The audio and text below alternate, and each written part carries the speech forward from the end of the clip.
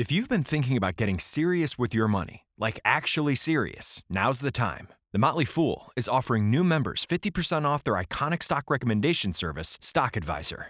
This is the same service that's crushed the market with recommendations that have returned 1,057% since inception, compared to the S&P 500's 180% over that same period. This isn't guesswork. The Motley Fool has a track record of finding companies before they become household names. So if you want to invest smarter and you like saving money while doing it, go to fool.com/listen to claim your 50% off discount off a 1-year term of Stock Advisor. Again, that's fool.com/listen. Returns of 1,057% are from the Motley Fool's product Stock Advisor and measured against S&P 500 returns of 180% as of July 10th, 2025. Past performance is not an indicator of future results. All investing involves a risk of loss. Individual investment results may vary.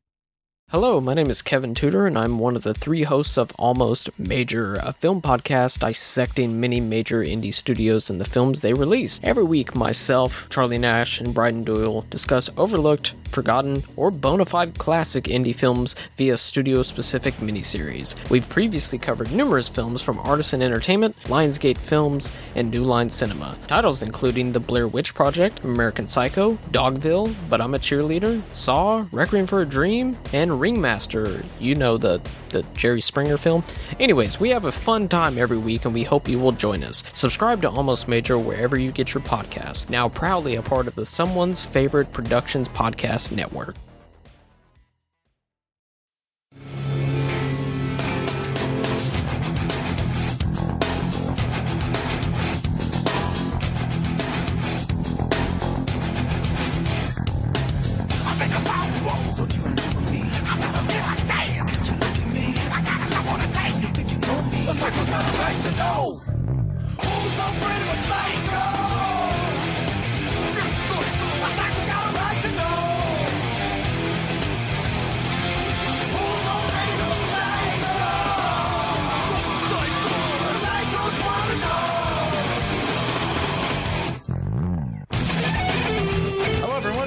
Kulturecast. I'm Chris Stachiw. I'm Ben Hanig. And Ben is one of the staff writers for The Screening Room over at cultureshock.com. And this is his first Kulturecast. So how are we doing today, Ben? Oh, not too bad. Just hanging and banging? Oh, definitely, you know it. Hanging and banging down on Easy Street. So we're going to be talking about Laid to Rest today. We have an interview with Nick Principe, who played Chromeskull in the film. But before we get to Laid to Rest, Ben, have you been watching anything this week? I haven't had a whole lot of time to do so. I mean, just keeping up with everything else. All my TV shows are done for the season, so, kind of behind. And what would be your, quote, TV shows? Well, I mean, obviously Rick and Morty, but we just lost that last week. Can do, Jerry. Can do. Uh-huh.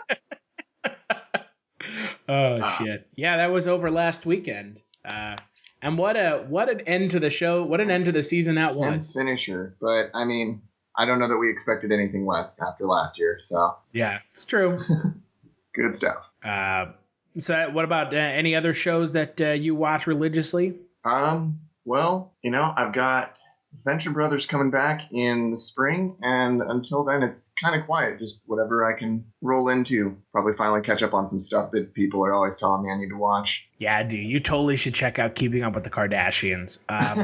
Also, you might want to check out Sleepy Hollow. The show's amazing. I've been told Sleepy Hollow's good, but I've seen stuff about it, but it's never really interested me, if that makes sense. Yeah, it's always kind of on the fringe for me, and I've got a lot of TV geek friends, so I have a pretty big backlog, and that one's not exactly at the top. Now, X-Files, that's where it's at. Oh, man, I missed that. Too young for that, so I got to make it back in. It's on Netflix right now. Yeah, you can watch the whole show. And it's coming back in the spring / early winter, I guess late winter. So is it? Oh man, that early? January of this coming year. Yeah. As for me, I mean, I haven't been watching much of anything really. Yeah, I mean, it's really just been stuff for Horrortober over at Culture Shock. So not a whole lot of extraneous watching this month. Right, it's keeping us busy. Yeah, right. It really is. It seems this month is much busier than any of the other months so far. for the site. And I remember last year when I started the site in October, it was busy just because I was trying to put out content every day. And now we're growing, folks. Yeah. We're like Gremlins 2 over at Culture Shock. Here they grow again. We're just growing and multiplying, and soon there's going to be an electricity staff writer, and one of the staff writers is going to be a female gremlin. So, oh boy, yeah, right. That's big changes up in here. Yeah, right. But well, let's move on to Laid to Rest, the film that we're here to talk about. The IMDb synopsis for the film is a terrifying story of a young girl who wakes up in a casket with a traumatic head injury and no memory of her identity. She quickly realizes she was abducted by a serial murderer, and in an isolated rural town, she must survive the night and outsmart the technologically inclined killer who is hell-bent on finishing what he started. Police department, what is your emergency? I know! Tucker tells me picked you up on the street coming from my cemetery. I saw a man that tried to hurt me. Oh, I know I'm already dead. Nobody's gonna die here tonight.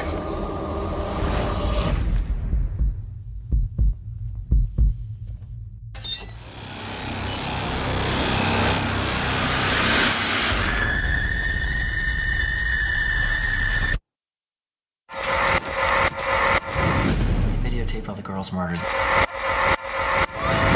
We got a crazy person here. We need I know that you're not the biggest fan of horror films, so I'm not going to ask if you'd seen it before. Nope. But what are your thoughts on the film? I just watched it the other day, and I was mulling it over, and I can tell you I remember a couple of scenes. There was the showdown in the Quickie Mart thing, but it was kind of a paint by numbers slasher for me, even though I haven't seen that many. It felt a little by the book. Really? Yeah, I mean, they did some clever things. Amnesia is a go-to trope for a lot of other genres, so it was kind of interesting to see them take that on, and the idea of a serial killer who has a camera on his shoulder was kind of cute. But I mean, I don't know. His whole deal was just hunting girls down and slicing them up, and I feel like I've seen and heard a lot of that. So I don't know. Where are you on it? I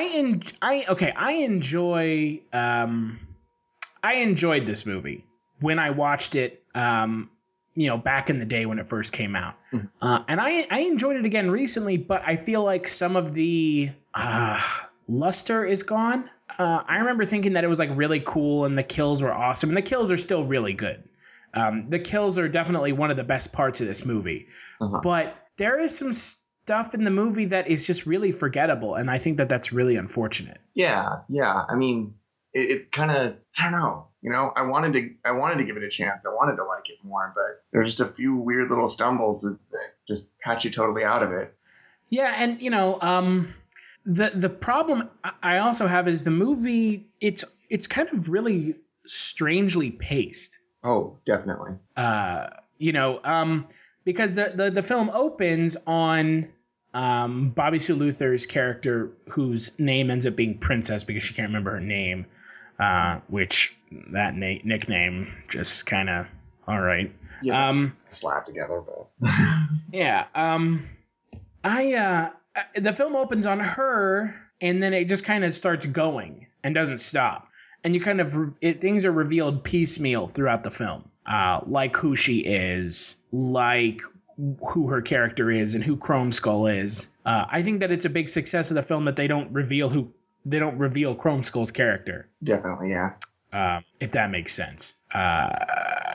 But, that being said, I think that the film really is very strangely paced. And I don't know why it's paced the way that it is. Yeah, I don't know if I would agree to say that it kind of, I don't know if you're going to say it's relentless, but because I kind of have the opposite feeling. Like, that opening was really interesting. Like, she wakes up in a box, doesn't know who she is, and just random killer. Like, okay, like, I'm interested now.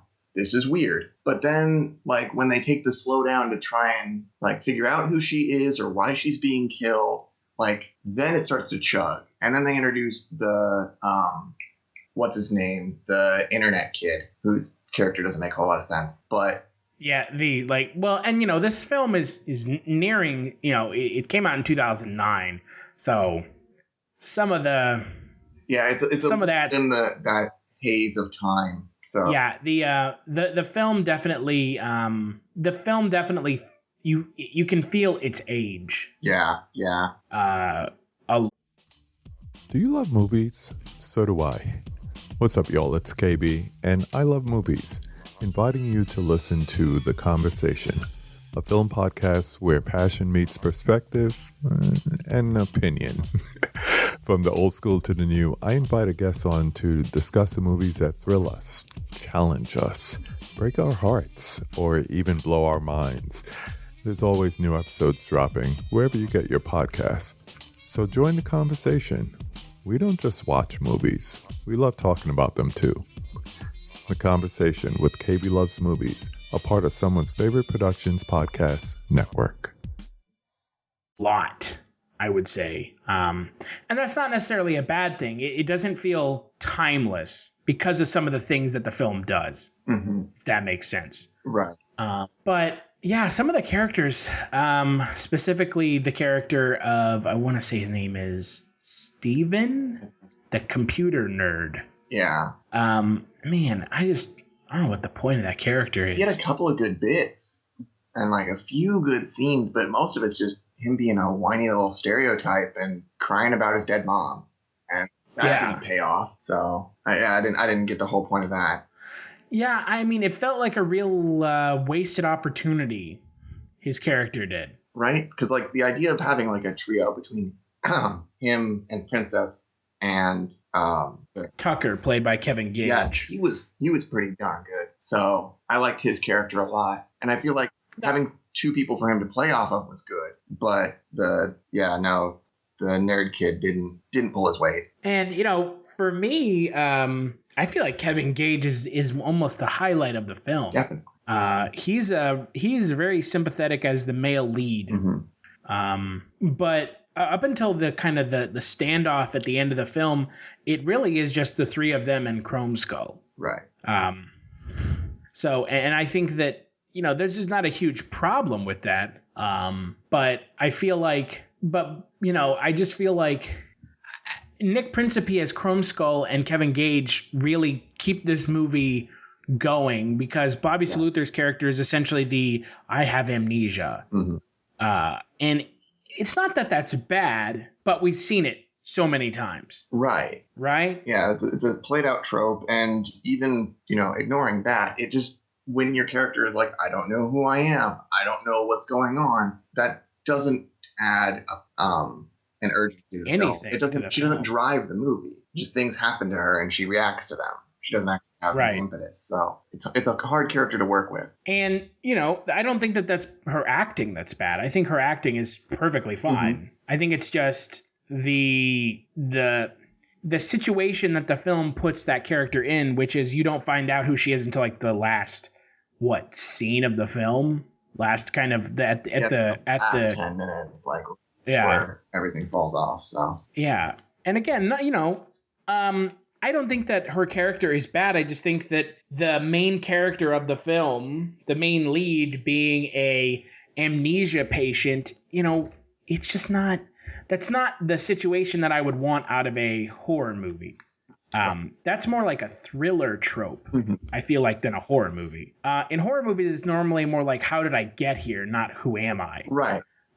But yeah, I mean, like, there are a lot of films that do that how did I get here trope, like Saw.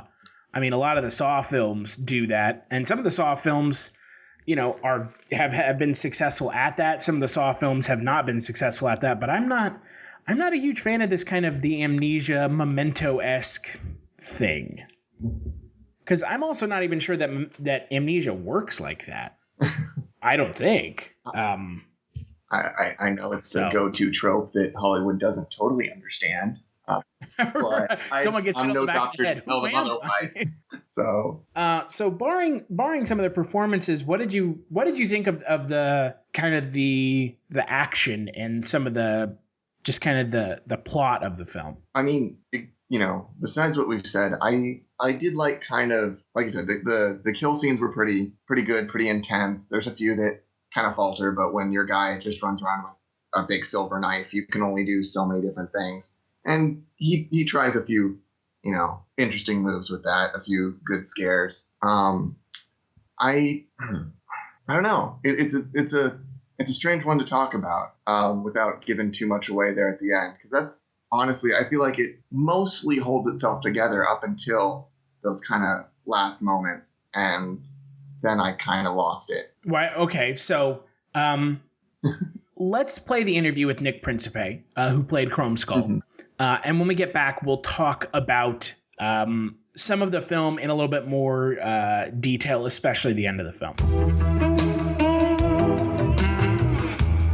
How did you get involved with the film?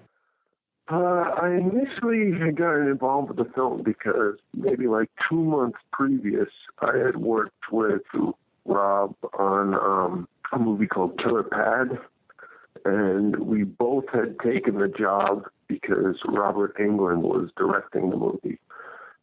And, we were just both, horror nerds or whatever, and we were talking about, favorite genre, horror, and I said that slashers were always my favorite thing. And I, always wanted to play like a cool slasher, and, I always wanted to play Michael Myers or Jason. That was like really, really wanted that. And he didn't talk about it the rest of the time. I don't even know if he had the idea for it or what. But fast forward like 2 months later or so, we were at the premiere for Joe Lynch's Wrong Turn 2. And he just came up to me and he said, he's like, "You want to chase my wife around Maryland for a month when we shoot this movie, the slasher movie?" And I was like, his wife at the time, obviously Luther. And I was like, yeah, of course, And then the next day I went to his shop. He showed me some concept pictures and stuff like that. And then we changed a few things. Well, I asked if we could change a few things. He was pretty pumped about it. And then I came up with a knife. And let's see. Initially, he was supposed to be like just wearing like a suit and tie. And I thought it would be cooler if he just had like a turtleneck, like an all-black turtleneck, so it almost just looks like whenever he's standing in the dark like that, you'd almost just see like this floating skull and that red light of the camera. But yeah, hope that answers your question. I think so.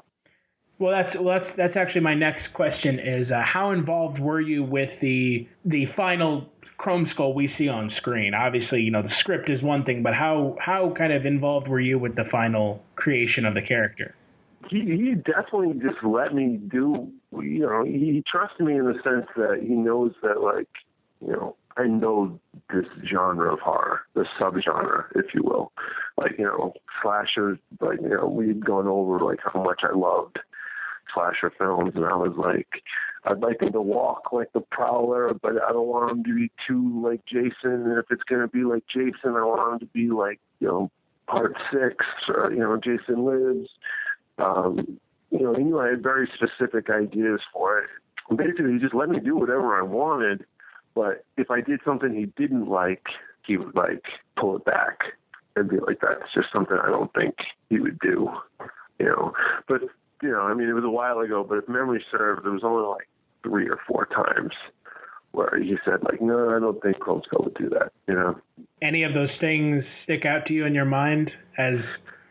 One of the things I remember is when I'm in the barn and I'm like cutting that girl's head off, the blonde-headed chick who was like, like saw her head off. I'm like kneel over and then like I place her head in the other end of the coffin on like somebody else's body. When we were shooting that initially, I didn't saw as gently. I went like really, really hard with it, and I saw it went like really quick and like really furious. And then I took the head and I basically like I threw it, like I like not even like lobbed it, but I mean like baseball pitch, like slammed it down.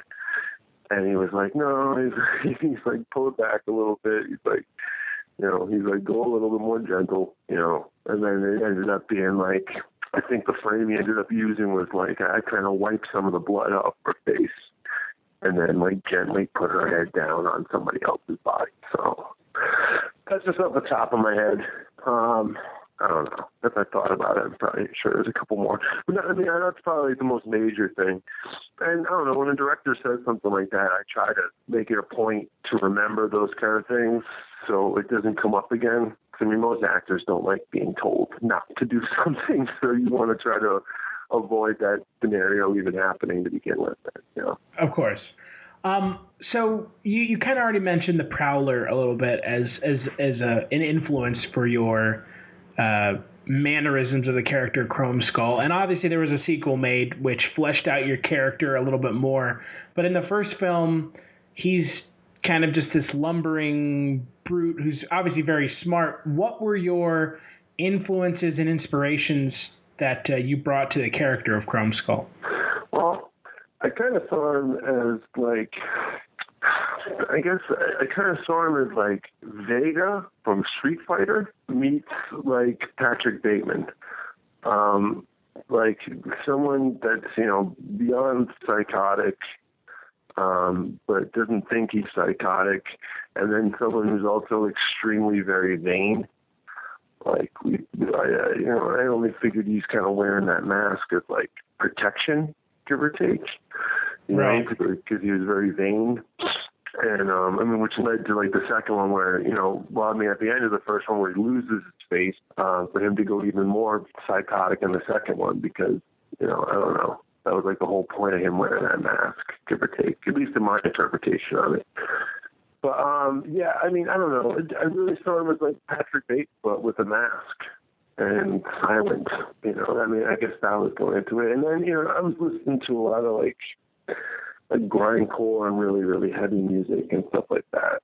I mean, to this day, I still have my laid to rest playlist on the same iPod I had then too. Yeah, I mean, I don't know, like Rob listens to like a lot of progressive metal, which isn't really my thing, like Dream Theater and, you know, very technical stuff, where I'm more like I like bands like Pig Destroyer or like I Hate God or more like punk and hardcore things that are like on the verge of metal and just more about brutality than technicality, I guess. Like that's just more me. So I mean, that's what I kind of brought into it, I guess. So I guess, you know, I mean, I don't know, anytime you add a skull, whether you like it or not, it's instantly making something kind of metal. Right there. And then, you know, and then his name's Chromeskull, which is a metal. I mean, you know, so, I mean, he kind of knew what he had right there as, like, you know, iconic imagery or whatever. But, I mean, I don't know. Horror movies and metal have gone hand in hand since the beginning. I mean, right from, you know, the band Black Sabbath getting their name from the Mario Baba movie, you know. I mean, I think that's probably like the first like kind of correlation or whatever, but it's always gone hand in hand to mine. Do you feel like in this day and age with the movie audiences the way that they are and just the business in general that it's harder to make horror characters that are interesting, that are more ambiguous, or that they need to have their backstories fleshed out? Me personally, I think with the second one they did too much. I agree. Yeah, you know, I didn't really like the whole secret society bit. And, you know, I mean, the only thing, like, initially that I was told was, like, I had, like, a cleanup crew, you know, where I was, like, just so rich where I could, you know, pay someone to, like, I don't know, I almost compare it to, like, what I wanted to do and the way it was compared to me was like, did you see the movie John Wick?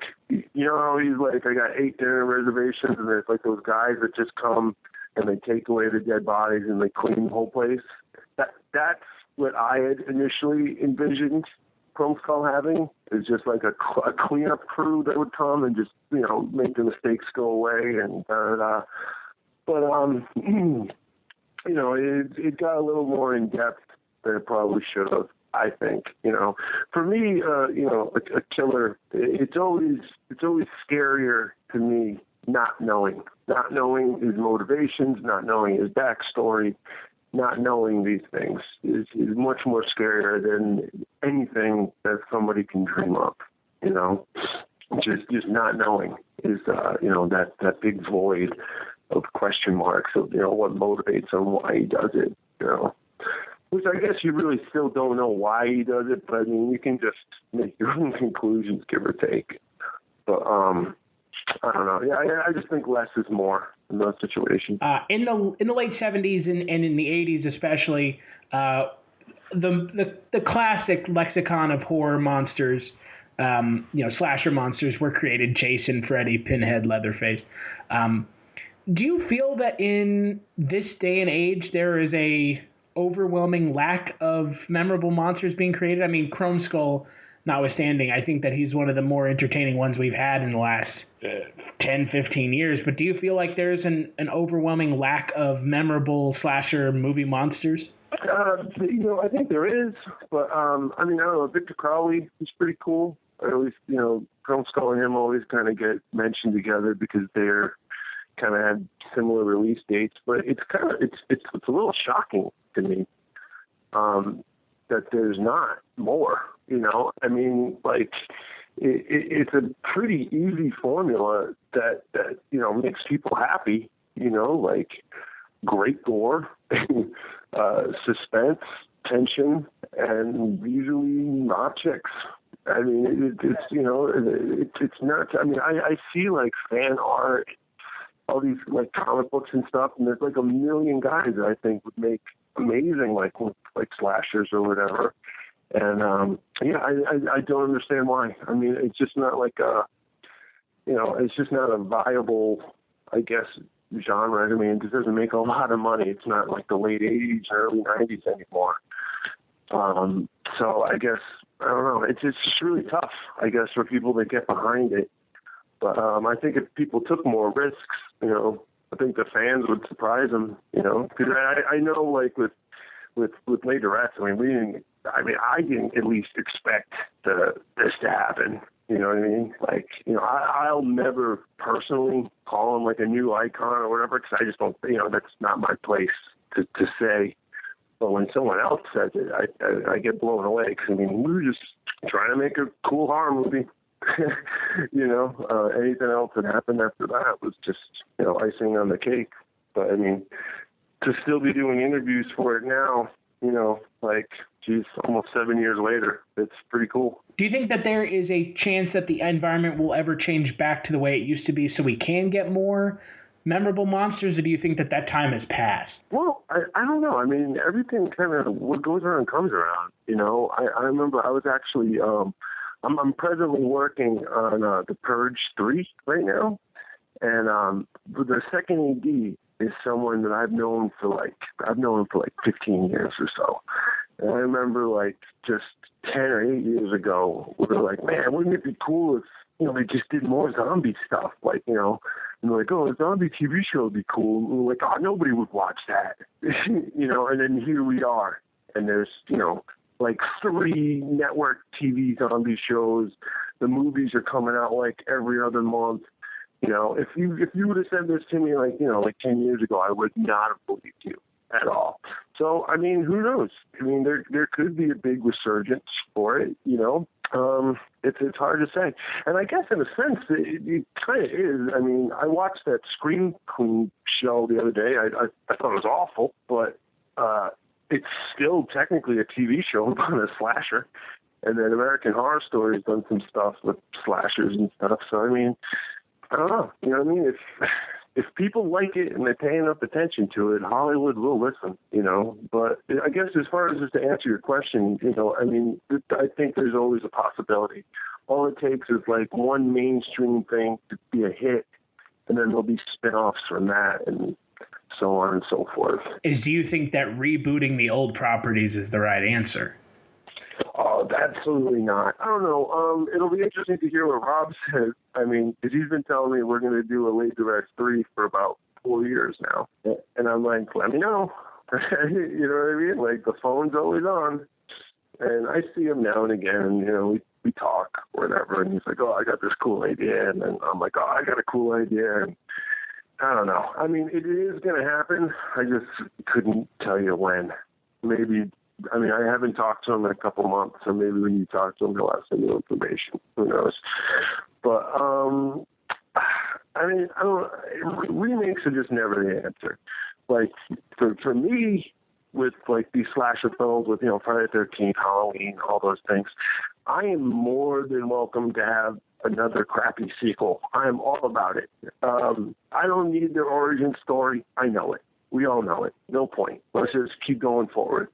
Like I almost felt as though it was like these slasher movies are like a comic book, but they don't come out monthly. They come out like every couple of years or something, And I guess like I understand when they remake like the Mask stuff, like Leatherface, Jason, Michael Myers. But as soon as you start getting into characters like Pinhead or Freddy, those you just can't touch that because I mean that's Doug's creation and that's Robert's creation, and anything else just doesn't feel right, And I think out of all those remakes, like the biggest flop out of those was the Nightmare on Elm Street one because you can't. It's Robert Englund is Freddy, bottom line. So yeah. There's no reason why he shouldn't play it. He actually told me a long time ago that John McNaughton had pitched him a script where like half the movie would be like Fred Krueger on trial, like CSI Law and Order style. And then the other half was going to be like, how he sold his soul to darkness or whatever. And I was like, that's amazing. That is incredible. Like, make that movie. And he's like, well, it's not up to me. And I know that. We're just on the other side of the camera. We have no say. But, I mean, I don't know. Time will tell. I mean, the biggest thing I always say with people, they're like, you don't like remakes? Don't go see them. don't go see them. I mean, I'm torn because, like, I'm torn at times because I will support almost any R-rated horror movie. I will go see it. I'll pay the ticket. I'll pay the money for anything that's rated R because I hate PG-13 horror movies. I think it's ridiculous.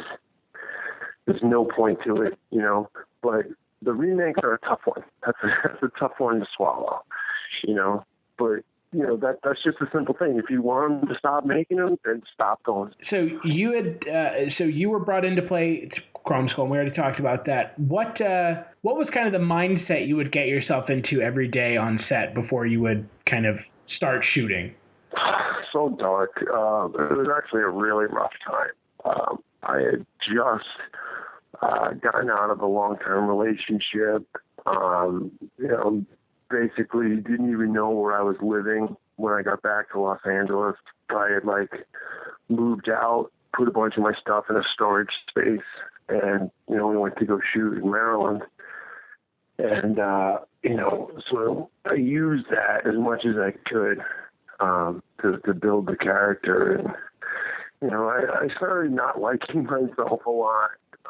I started looking at women differently. Like I think anybody that goes through a breakup, you're kind of scared of women for a while. Turned it into a hatred. And, the first week isn't bad, but it's like the second and third week where you're just living it constantly. And I just try to use all that negativity into the character and the little subtleties and things like that. So, I mean, if you ask me what was going through my head, that was basically what was going through my head. If there was one actor that you would say you not emulated but drew from for the character of Chromeskull, what would be that actor?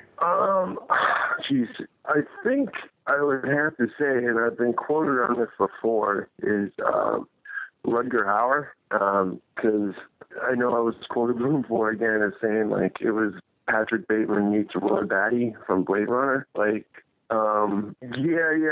Nothing's changed in that regard, but yeah, I mean, I'd like to think almost anything I do has a little bit of Roy Batty, or at least when playing a villain, because he's just one of my absolute favorite bad guys of all time. Which of the kills in the film is your favorite? The first one, it would definitely be the Jonathan Sheck kill where I throw the knife into his face and then pull the knife up and his face falls off onto his girlfriend's lap. That would definitely be it. And that was actually something we reshot. We shot the whole movie in Maryland except for that one scene where we actually went to Sable Ranch like maybe 2 weeks after we wrapped production on Laid to Rest and did some reshoots. We just felt as though we needed more kills in the movie. Mm-hmm. So, you know, me and Rob really sat and thought about like what's like a really horribly gruesome way we could, you know, off somebody. And, you know, that setup was great because we do the knife and it goes into his face or whatever, and then there's a big dummy body. So I really got to, like, that knife was really stuck in, like, a dummy's head, and I just kept slamming it into, like, you know, the roof of the car, the inside roof, to get the knife through it. So, I mean, what you see is what you get. And that, yeah, I mean, that's definitely, as far as brutality and gore, just doesn't get much better than that one, I think. What scene, not kill specifically, what scene in the film are you the most proud of? Usually, I would say is right when the shopkeeper comes out with the shotgun. Lucas Till. Yeah, Lucas Till. It was funny, too, because at the time, he was, that was, what do you call it, Miley Cyrus's boyfriend. They were together. And I was like, this is awesome. I get to kill fucking Hannah Montana's boyfriend. Amazing. And there's that scene, you know, where, I mean, it was late in the shoot. It was probably like 5 o'clock in the morning. And the only line I have in the movie, per se, is that sigh I give out. The, you know, like right before he gets close enough to me or whatever. Right. And that just came from, you know, 32 nights of shooting, barely seeing daylight for all this time, and, you know, being about 11 and a half hours already into one shooting day. Like, that was an actual sigh of, like, genuine exhaustion. You know, it was completely improv. But that's probably my favorite scene. And you get to kill, you know, by happenstance, one of the X-Men, too. So there you go. Yeah, Havoc. Yeah. So what was it like working with some of your co-stars? Kevin Gage, I'm still friends with to this day. I think he's an awesome human being and an incredible actor. I think he's one of the most underrated actors, probably, you know, of this or any generation. That guy, he can do anything, and he does a great good guy, does an awesome bad guy. Lena Headey, getting to work with her was cool. I mean, it's pretty nuts. Like, I got to kill Queen Xerxes from Game of Thrones. You know, it's pretty cool. Everybody was really great on that first one. On the second one, Brian Austin Green, his nickname is Bag. Brian Austin Green, get it? So, you know, yeah, under my breath and amongst a lot of the crew members, he was nicknamed D-Bag. You know, and I mean, Rob was friends with him because, again, at the time he was working on the Sarah Connor Chronicles. Right. We got him in it. And, you know, not taking anything away from him, I think he did a good job, but the guy's an asshole. I'm not a big fan of him. A couple scenes I want to focus on in the film. The scene, the gas station scene. What was it? Because that's the climax of the film, and that's also the death. I say death in quotations of your character. What was it like filming that gas station scene and also preparing yourself for your death scene in the film? You know, I mean, no, it was the end, and we shot it pretty much in order. You know, there wasn't much preparation. I'd be lying if I said there was. But, you know, when his face is melting like that, that was actually a big dummy head that was like maybe about half a foot away from my actual face, and there was all these trash bags over my face, and that was like my real hands like clawing at the dummy face and stuff like that. But there was just all this crap just pouring down, and I couldn't move because, you know, everything's locked off for the camera or whatever. But, you know, all this just general slime, fake blood, and whatever they use for like the fizziness of it, like the foam and all that was leaking down through my nose and my throat. And I was actually kind of like choking on it for, you know, however long they did it to take. And, you know, they did it 2 different times, and 2 different times I had to, you know, I lost my breath or whatever, and I just couldn't breathe, and I was like choking on it. But I mean, you know, I don't know. It's a death scene, so at least it's pretty convincing. How do you feel about that death scene not being his death?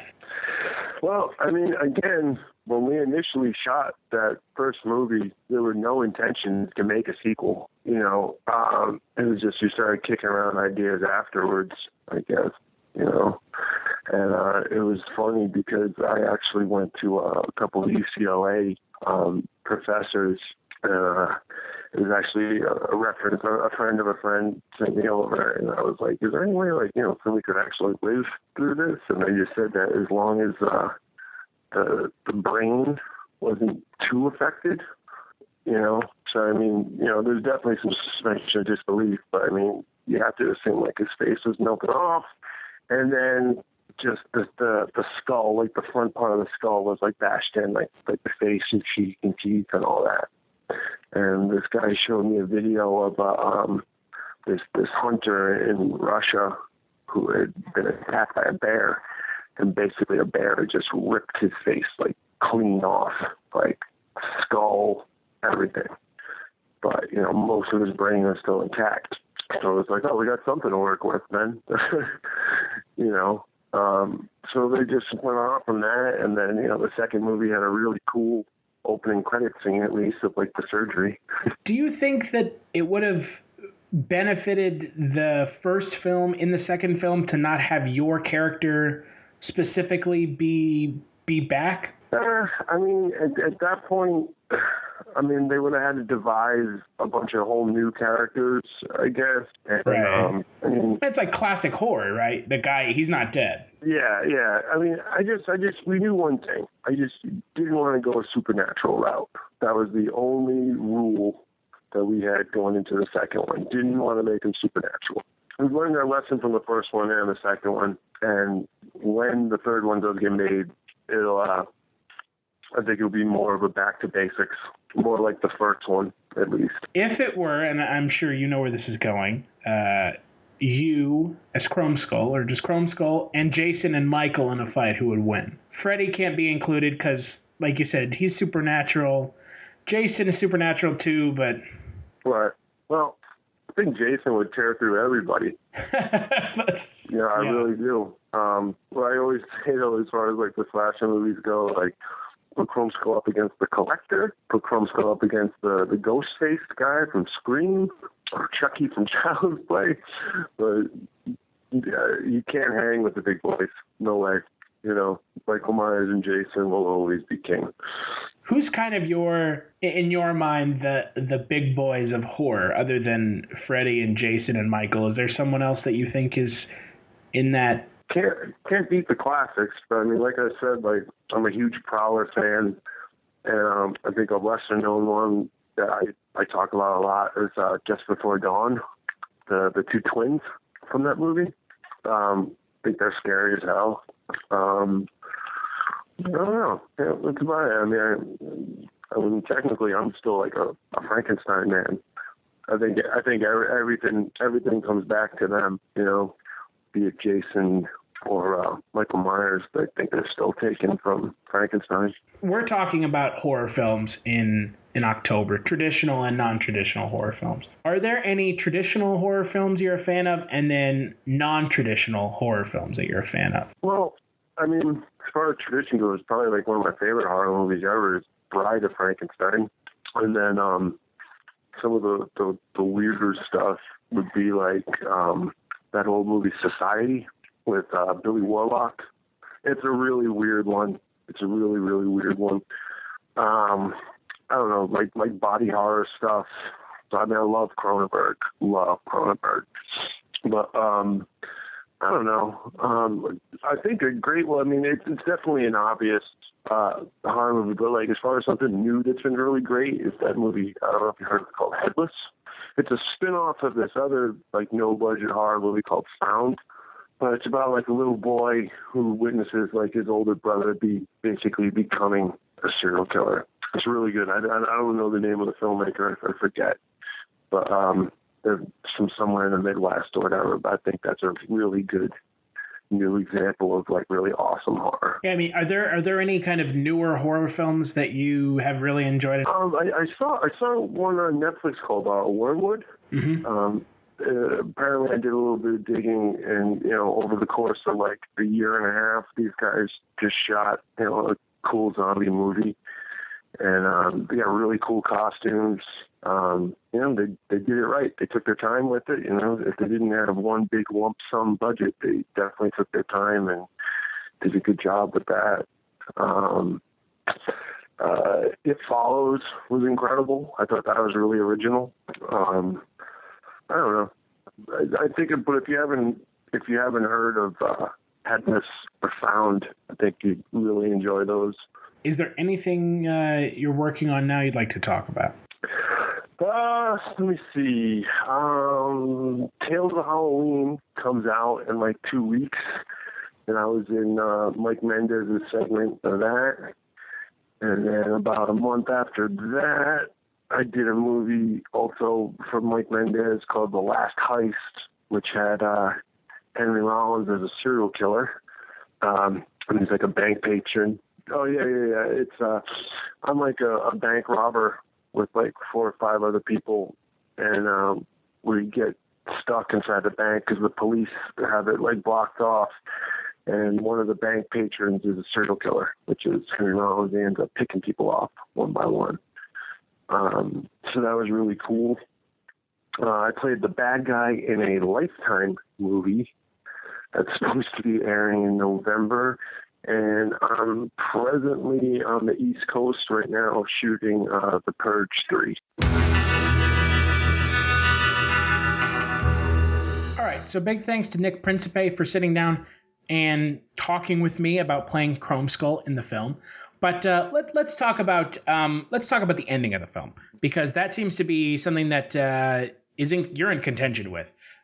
So what exactly is your problem with the ending? Obviously, the ending of the film is Chromeskull chases Princess and captures her, and he tells her to go into a convenience store to buy batteries for the camera. I think it's another tape for the camera. Another tape for the camera, which I wouldn't even assume that convenience stores would have. And while she's in there, he's texting the phone that she has, saying like, if you fuck around, I'll come in and kill everyone. Right. And she runs into Thomas Dekker, and his friend, who are playing like kind of clubbing dickheads that are trying to buy beer in Louisiana or where. I didn't even really explain where they are. They're somewhere in the South. Yeah, there's some. Yeah. And you can't buy liquor on Sunday. And the store clerk at the convenience store is actually Lucas Till, who's been in a lot of stuff. Oh. He played he played Havoc in X-Men, the new X-Men films. That's where I knew him from. I was like, he looks kind of familiar. Yeah, but he's totally just like a mook who gets murdered in this film. And so she alerts them to kind of what's going on with her being kind of hostage to Chromeskull, and then he comes in and starts killing everyone. So I'm curious what you had problem with the film. So, okay. Or I guess with that, what did you have problem with the end of the film? That right there, like everything you just described outside of the club guys were annoying and then had a heel turn to being heroic. That was weird, but sort of refreshing because I didn't like them as just like the stock dickheads they were. But it's after that. It's once he's got her pinned in the refrigerator or whatever, and it's when they're starting to reveal who she is, and when they take down Chromeskull. I mean, maybe I was just being my regular wet blanket peering through my fingers and missing something, but that didn't all add up for me because what's his name? Steven had some master plan with his model glue, right? That's what they're. I don't know if he had with the cyanoacrylate. I don't think he was just like he had it. I don't know why. Right. That was like that felt a little like plot convenient. Yeah, they just kind of dumped it on him, and I was like, okay, that's clever-ish. Like he'll get stuck, and then they can put him in a trap. Well, they found his suitcase, and he mixed the glue with whatever glue Chromeskull is using to keep his mask on. Oh, okay, that's what the idea was. They mix it, and he's like, okay, so if the mask comes off, then he'll like glue it to his face. Yeah. But mind you, Princess didn't know that. Right. So she's just staring at him while he's saying all this and like, okay, that's a plan. And yeah, it does kind of come out of left field. Yeah. So you just felt like it felt kind of cheap. Yeah. So the kill on him felt cheap. And I didn't like, granted, we don't have any sort of like, he's not a Jason character. He's not supernatural in any way. Like, we don't have any idea really of what drives Chromeskull or like what makes him frightening outside of he kills a lot of people and he records it and gives it to the cops. Well, and it's seemingly also all women. Yeah, all women for some reason, or guys who get in his way. But I mean, that's a real life serial killer thing. You have your targets, whatever. But so yeah, their way of beating him, that just like, oops, I kick off his mask. He's going to take a minute to put it back on and then rip off his face. Like, okay, like that's really expecting a lot to happen if that's the way you're going to kill your guy, Like I said, it would have made more sense if they're like, oh, we're going to have this bucket in the fridge and you can kick it onto him and then somebody will run up and take his head off with something ridiculous, or we'll glue him down and we'll explode the gas station. Like, that feels a little like ridiculous to the other end, but believably ridiculous. It doesn't require this mousetrap that they have to have everything set up so that he rips off his own skull. I might be inclined to agree with you a little bit, but I actually like the use of the cyanoacrylate to kill him. I will agree 100% that it's a movie thing, right? So it's, kind of plot convenience meets carefully crafted setup. Mm-hmm. Because she manages to knock his mask off. Yeah. And then he goes and he doesn't check the glue. He just puts it on, and then it burns his face, and then he gets his like face smashed in. Like he gets murdered, which is awesome. Yeah. Yeah. But it kind of does this thing where, since there is a sequel to the film, Chromeskull Laid to Rest 2, it does kind of make him feel like he's unbeatable because he only beat himself. They didn't really beat him. Yeah, and I can see that. Like, I obviously haven't seen the sequel, but I could see where that could lead into something more interesting. Right, because they didn't actually beat him, at least not intentionally. Mm-hmm. So I don't know if that makes sense. Yeah.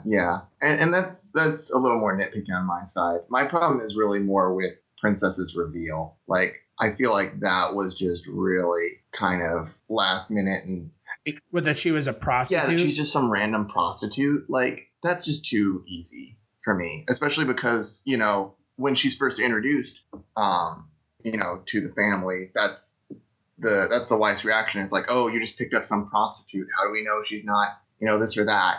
And it's like, okay, you can't make that and then say, no, she's not. And then later say, yeah, she was. Not to mention the fact that just, we kill hookers, we kill sluts. Like, that's just a horror movie thing. Those weird undertones. And I don't know. That just didn't sit right with me. I feel like they could have done something a little more interesting with her.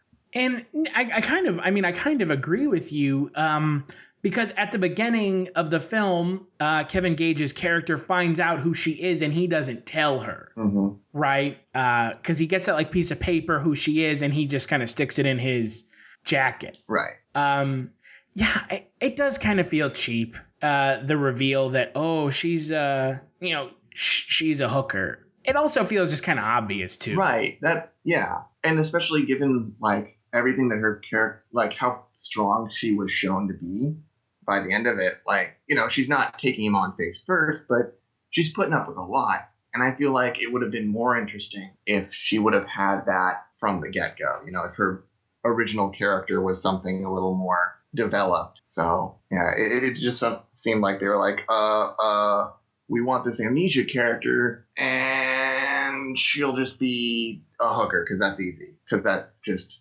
something she can be, and we can be divisive about that or something. I don't know. And it's easy for her to get caught by this guy in the first place. So it sounds like your kind of real issue with the film then is the character of Princess. I mean, it's a lot of the characters, honestly. But because Princess is kind of our driving force, you know, I feel let down by what they ended up doing with her. Yeah. So do you think it would have been better off if they had just left her as a and not had a reveal that as to who she is? No. I think you definitely need her to have some sort of, like, you need a resolution to that if you're going to play that trope. If they would have just, like I said, done the Saw sort of thing of like, oh, I'm Betsy. How did I get in this coffin? And that was the drive. They don't have to tell me anything about her. You know, I don't care about her backstory if she doesn't care about it. But because the amnesia was one of the kickoff points, they needed some sort of an answer. And I feel like, you know, they could have gone an easier route and just been like, oh, she's a school student and she got roped into this or something, you know, like just about anything else as a. No, I think that making her the reveal to be her as a prostitute, I think it hurts the growth of her character in the film. Yeah, exactly. And I think that's the biggest misstep that this film makes is doing that. Because, you know, her character does kind of grow and become really strong in the film, right? I mean, totally. You know. Yeah. But by the end of the film, then you find out that she's a prostitute, and you're just like, what the? Come on. Yeah. This doesn't really work as far as I'm concerned. Right, and it's not even like, and the scene they have of her and the man who would be Chromeskull, like that reveal, you know, if there was some semblance of strength in that scene, but instead she's just playing the stupid slut. And it's like, right. That's not a good character. That's not a thing we need to tie ourselves to. And it doesn't add up at all with the person she's become. So it really just feels like it's setting back the clock on the whole movie. Yeah, because all of a sudden she wakes up from being in the casket and she's all of a sudden this super strong character. You're like, where did this come from? Right, yeah. Like what drove this other than her being under duress? As if she's never been under duress before in her entire life. Yeah, and exactly. And if you're going to say she's, you know, some sort of street walking woman, like she's going to be under threat quite often. You know, one would imagine. So she's got to be able to look out for herself. But I don't think they added it up very well. No, and, you know, we need to take obviously into account that this is an indie horror film. This is not a big budget horror film. But at the same time, I do feel like it falls into some of the traps that the horror genre is given a bad name for. Like, you know, the treatment of women in horror films. You know, there are films that kind of poke fun at that, like the film that came out on Friday, The Final Girls, which pokes fun at the fact that, you know, there's this one girl in the movie who is the one.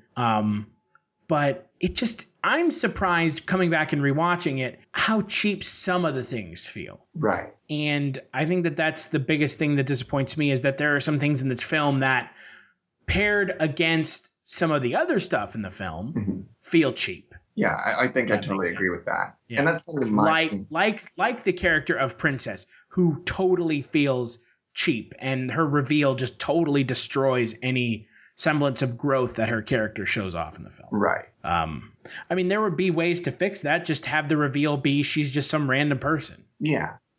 Not a prostitute. But, I mean, I don't know what you get out of her being a prostitute, really. See, that's my point. Like, it subtracts mostly because it doesn't add anything. Like, it doesn't tell us anything about her that we didn't already gather, that we couldn't already foresee. So that, yeah, like I said, it could be interchangeable with any other job that just, oops, she got picked up by the wrong guy. Right. So I feel like if you're going to put that much emphasis on doing some sort of a character reveal, you got to pay it off. You know, I think I'd be disappointed if they're like, oh, she's a bank clerk and just this guy offered her a ride home and oops, he's Chromeskull. Like, that'd be lame, but it wouldn't at least it wouldn't beat a trope. But it would still have some of that let down because you've spent almost an hour and a half kind of building us to something and then not really having anything to show for it. Yeah, no, I mean, at least I would be let down and not like, oh, come on. Yeah, exactly. Yeah. Well, before we wrap this up, what did you think of the kills? Most of them were pretty interesting. And the effects could have been better, but it's a low budget film. Like, I'm not expecting that much. I'm trying to think. Obviously, we haven't even talked about the fact that Lena Headey, who's in like one of the biggest television shows on TV right now, is in this film. Oh gosh. Right, and she gets killed like 5 minutes into the movie. Right. Which I think, at the time would not have been surprising because, obviously 2009 we're still pre-Game of Thrones. Mm-hmm. But, now if someone goes back and watches this movie, they're going to be like, oh, Lena Headey, Cersei Lannister gets murdered in the first 10 minutes of the movie. Yeah. And she is not given a pleasant death at all. So I like her death a lot. I also like her brother's death, which comes 5 minutes after her death. Yeah. Lena Headey gets a knife shoved through the front of her face through her eyes. Mm-hmm. And you can see it go through her eyes. It's pretty gruesome. Yeah. But her brother gets murdered even better. He gets a knife thrown through his face and then pulled up so it cuts off the top front of his head. Yeah. Ugh. That's pretty. I thought that was pretty good. That's a good one. And then the girlfriend's death there. I mean, pretty status quo, but I love those sort of silly anime. I'm gonna keep walking. Oh no, my parts are falling out. Oh no, my gut. I'm dead now. I don't know. It makes me smile in a terrible sort of way. I would have to say, though, that my personal favorite death in the movie is what happens to Sean Wayland Steven, the computer nerd. I mean, that is just awful. Ugh. The canned tire inflator. Yeah, that was... It's jammed into his ear, and then his head blows up. Yeah, he's inflating and screaming, and that effect was very good. I could not stare straight at that. That was pretty grotesque. Yeah, that was definitely really unexpected. Yeah, that one was inventive, and I'll give them that. They've got some really creative ones there. And Lucas Till also dies in a pretty great way. When so Chromeskull he's threatening Chromeskull with a shotgun, and he's doing more talking than shooting. And Chromeskull just takes the shotgun, the double-barreled shotgun, and pushes it back and pulls the trigger and blows his head off. Yeah, and then there's the reverse cut to the blood through the window, and that one was good. I wish Till would have pulled the trigger, but hey man, even if there was just one of those silly shoot him and it flies off, oops, he can't be shot now. But well, it just shows that Lucas Till's character is just a total dum-dum, right? Yeah, right. Which is I enjoy, but it was also sad since he was the first one to step up for Princess. And, you have that he's going to do something and he might die, but he'll at least buy time. And no, he doesn't.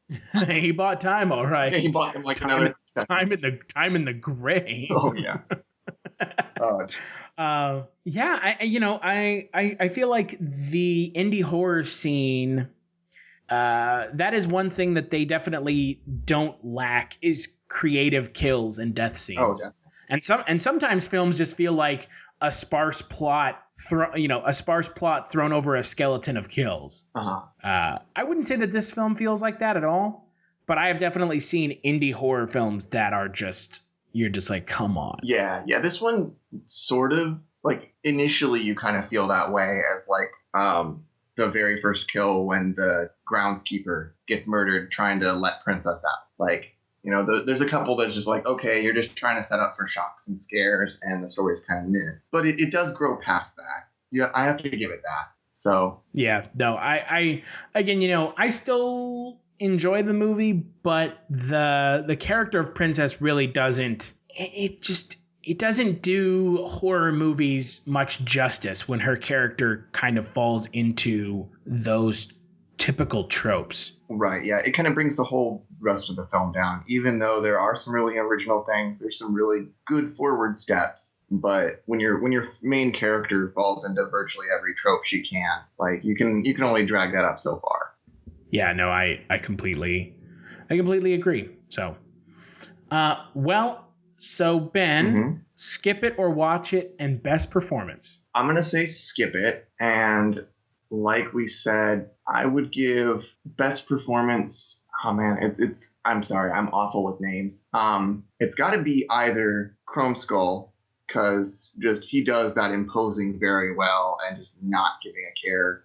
I mean, granted, he doesn't have to show any facial expression, but he's got that good body language of just not being imposed by anyone. Him or the husband, Kevin Gage. My goodness, that man pulled that movie through. So I think of the non-villains, he definitely takes the cake. And he also is a character that's disabled, which you don't see very often in horror films. Right, yeah, he's got that limp, and that's barely played into in the movie. Like, I think maybe once it slows him down, but mostly he's imposing himself. So, seeing him actually get killed was actually pretty startling. Yeah, I was a little bummed out that his character died, but it's a horror movie, right? Right, you expect it. You kind of expect it, so. Yeah, no, horror movies, very rarely does anybody escape dying in a horror movie. So, for me, I'm going to say watch it. I think it does offer enough interesting stuff to kind of offset some of the problems that we've had with it. And for best performance, Nick Principe as Chromeskull, I really do think that other than Kevin Gage, Nick Principe as Chromeskull really is entertaining. And he does a good job of being imposing, which is kind of hard in some slasher films. Right, and he's not given a whole lot of time either. So yeah, well, and in a lot of slasher films, especially since they've kind of dropped the comedic slasher of the late 80s, early 90s, and gone back to kind of the balls to the wall, murder doesn't matter, they're not going to have any humor to it. I think that it's hard to be imposing, and I think Chromeskull and Nick Principe, it does a really great job of being imposing and really kind of a terrifying, no nonsense, just driven killer. And I think that really holds the movie together. So, with our opinions in check, what do you think the Rotten Tomato score for the film is? Now, there's not a tomato meter score, but what do you think the audience score is for the film? No tomato score. No tomato meter, just the audience score. Let's see. I think there's going to be more yous there than there are me's. I'm going to say like a 55. There are more yous than there are me's. 37% out of 2,000 rating. Ouch. That's surprising. Yeah, I don't even think it's that bad. Yeah. Like, I'd put it below the halfway point, but not that far below. So.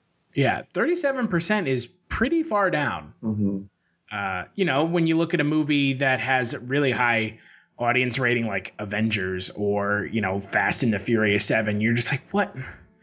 Don't get me started.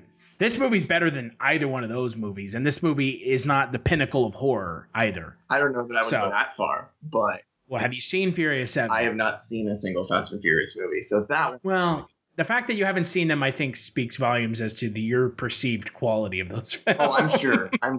Yeah. So, I don't know.